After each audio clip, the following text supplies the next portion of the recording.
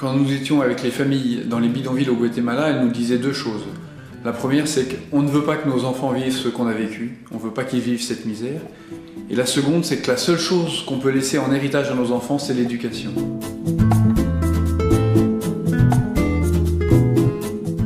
Donc avec elles, on s'est dit il faut qu'on se batte pour que les enfants puissent aller à l'école, y rester et y réussir. Donc avec elles et avec les enseignants de ces bidonvilles, on a essayé d'identifier les obstacles.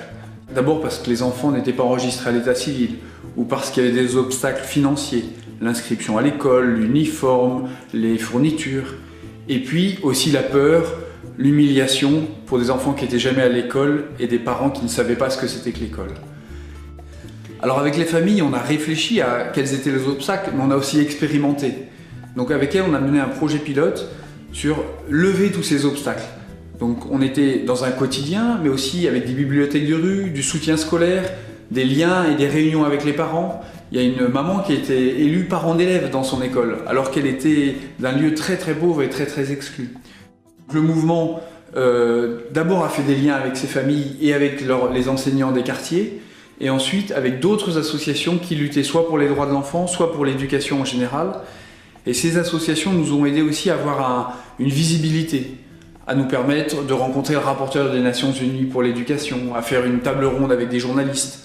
Donc on l'a mené en s'appuyant et grâce à d'autres, mais avec cette spécificité d'être très proche des familles et de travailler vraiment directement avec elles. Et à partir de ce travail qu'on a fait avec les enseignants, avec les familles, on a fait des propositions en fait de politiques publiques pour le Guatemala, des politiques éducatives. Et on a rencontré avec les familles les candidats à la présidentielle. Après les élections, on a rencontré le ministre de l'Éducation plusieurs fois, et aussi avec d'autres associations pour se faire entendre. Et on a pu gagner un accord gouvernemental qui a fait que l'école a été confirmée comme étant gratuite au Guatemala, et avec l'importance aussi qu'on ne soit pas obligé d'être inscrit à l'état civil pour s'inscrire à l'école. Ce qui fait que des enfants qui avaient disparu, qui n'existaient pas, ni juridiquement, en fait, ils ont pu s'inscrire à l'école l'année d'après.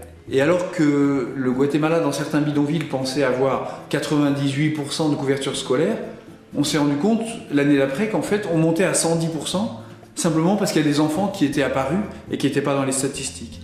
Et ce projet aussi qui a permis d'arriver à un accord gouvernemental sur la gratuité de l'école et l'accès des enfants, même s'ils ne sont pas enregistrés, non seulement il a touché les 600 enfants avec qui on était présents tous les jours, mais il a aussi touché 3 millions d'enfants qui, au Guatemala, avaient des difficultés pour aller à l'école.